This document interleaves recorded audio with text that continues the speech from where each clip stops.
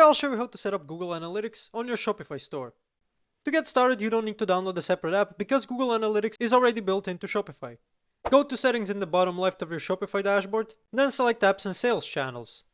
Next, click on Online Store as your sales channel and press Open Sales Channel. Once you're in the online store settings, click on Preferences.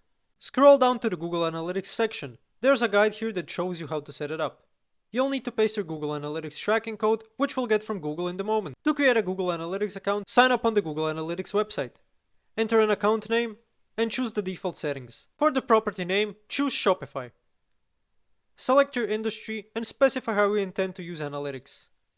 Now in Google Analytics, go to the admin section, select e-commerce settings, and under the view column, toggle both enable e-commerce and enable enhanced e-commerce reporting to on.